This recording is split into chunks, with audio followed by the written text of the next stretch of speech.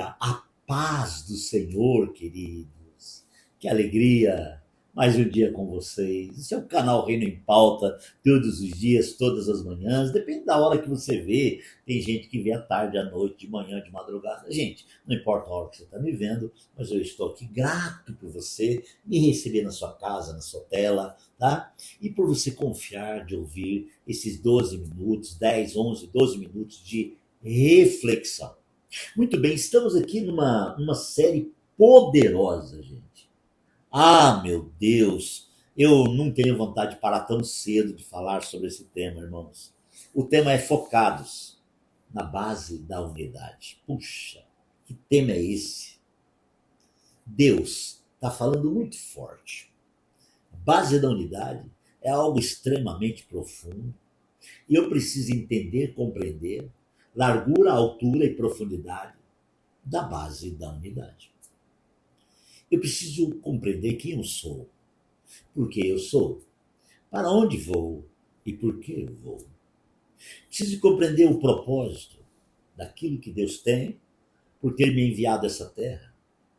Eu tenho 60 e tal, mas você tem 20, você outro tem 15, você outro tem 80, você outro tem 70 e você outro tem 12 anos, 10, 5, 3, um bebê que está nascendo agora.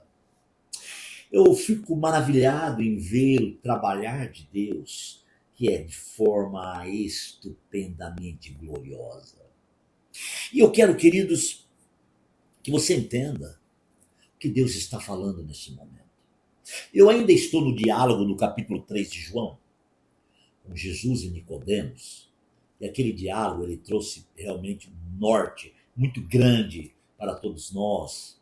E Jesus está falando muito forte ali com Nicodemos acerca de tantas coisas, né? De tantas coisas. Ele fala de coisas espirituais, ele fala de coisas que as coisas naturais, as coisas carnais, elas não conseguem entender as espirituais, né? E diz aqui no 16, então, que Deus enviou seu Filho unigênito para que todo aquele que nele crê não pereça, mas tenha vida eterna. Deus enviou seu Filho ao mundo não para condenar o mundo, mas para que esse fosse salvo por ele. Olha só, irmãos, que tremendo, né? Quem nele crê não é condenado, mas quem não crê já está condenado porquanto não crê no Filho unigênito de Deus. Então, se não crê, irmãos, já está condenado. Agora, se crê, não é condenado. Você crê? Claro que sim. Claro que sim, eu creio que Jesus Cristo é o Senhor da minha vida. Então você não é condenado. Porque nenhuma condenação há. Romanos 8:1. Portanto, agora, nenhuma condenação há para aqueles que estão em Cristo Jesus. E que já não andam mais segundo a carne, mas andam segundo o Espírito. Então já entenderam que a carne e as coisas naturais não compreendem as coisas espirituais. Então, se eu tentar compreender as coisas espirituais com meu ser natural, eu não vou conseguir. Eu vou simplesmente me tornar um incrédulo, ou um ateu, ou um blasfemo. Mas eu entendo as coisas espirituais no Espírito. Aí ele continua dizendo assim, amados, este é o julgamento. 2 pontos. A luz veio ao mundo, mas os homens amaram mais as trevas e não a luz, porque suas obras eram más. A luz tudo manifesta. A luz transforma o ambiente. A luz revela o que tem dentro do ambiente. Se você entrar num ambiente sem luz, você não vai entender o que tem dentro do ambiente. Você pode até entrar, mas você não vai entender e compreender o que tem dentro do ambiente, certo? Agora, se você entrar num ambiente e tiver luz, você vai enxergar todas as coisas de forma muito clara, definida. Então a luz define a visão. A luz, irmãos, é a própria visão. Toda visão tem luz, tem clarificação. Então, servir a Deus muito mais do que ser religioso, muito mais do que ser membro de uma comunidade cristã ou não, servir a Deus é muito mais que isso. Servir a Deus é entender que Ele é a luz, que Ele entrou dentro de nós e nos fez luz.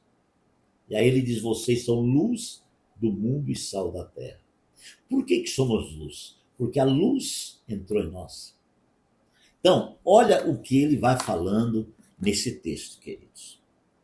Então, aleluia. Esse é o julgamento. A luz veio ao mundo.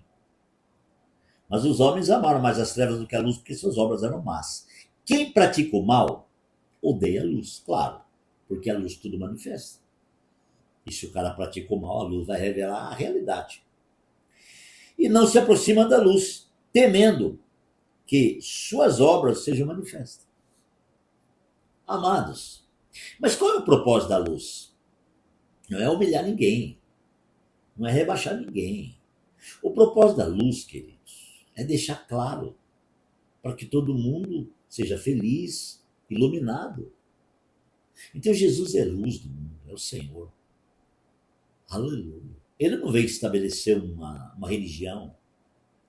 Ele, como luz, ele veio iluminar a terra. Ele veio nos transformar. Por isso, cada um de nós somos hoje uma luz. O mundo só está ainda em pé por causa desta luz que está aqui no mundo. O dia que Jesus levar essa luz, o mundo vai virar trevas. Verso 21, capítulo 3 de João. Mas quem pratica a verdade vem para a luz, para que se veja claramente que as suas obras são realizadas por intermédio de Deus. Irmãos, quem pratica a verdade vem para a luz. Deixa eu trazer aqui uma reflexão. Mas praticar a verdade, muitas vezes, o nosso conceito diz que é um dote nosso. Oba, eu pratico a verdade. Eu sou crente. Eu. Não consigo ver assim. Quem é o homem? Que poder tem o homem de praticar a verdade pelo seu ser natural? Amados, por isso que a Bíblia, ela fala muito, muito sobre paz. A paz, muito mais do que um bem-estar, a paz é um governo, é um árbitro. Por isso que a saudação cristã é a paz do Senhor. Porque quando você libera a paz do Senhor, você está liberando, irmãos, cura, libertação, está liberando restauração. Quando você libera a paz, um novo caminho se abre.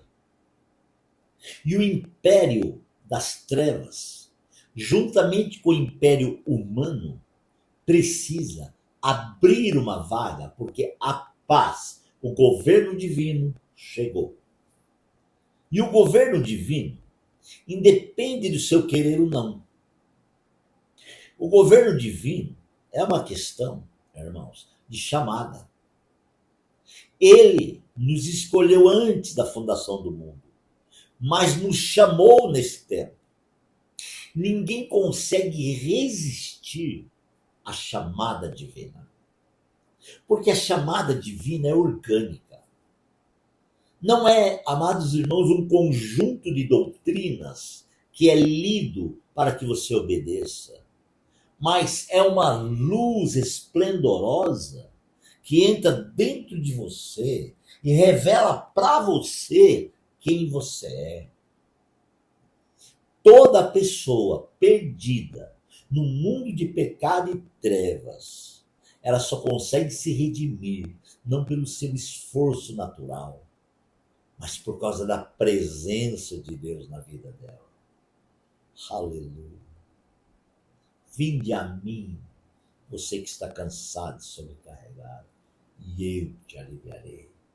A presença de Jesus é nós, é libertador, ao ponto de nos levar ao foco da unidade. A base da unidade começa a ser revelada em nosso espírito, em nosso ser. E organicamente começamos a ser tomados pela força do Senhor e transformados e restaurados. Isto é extremamente glorioso. Por isso, eu quero que você aprofunde nesse quesito. Aprofunde nessa palavra, né? E então, amados irmãos, aqui nós vemos na sequência dessa palavra o testemunho de João Batista. Porque João Batista, ele testemunha Jesus. E ele começa dizendo assim no 22: depois disso, Jesus foi com seus discípulos para a terra da Judéia, onde passou algum tempo com eles algum tempo com eles e batizava. João também estava batizando em Enom, perto de Salim, porque havia ali muitas águas e o povo vinha para ser batizado. E isso aconteceu antes de João ser preso. Olha só. Surgiu uma discussão entre alguns discípulos de João e um certo judeu a respeito da purificação cerimonial.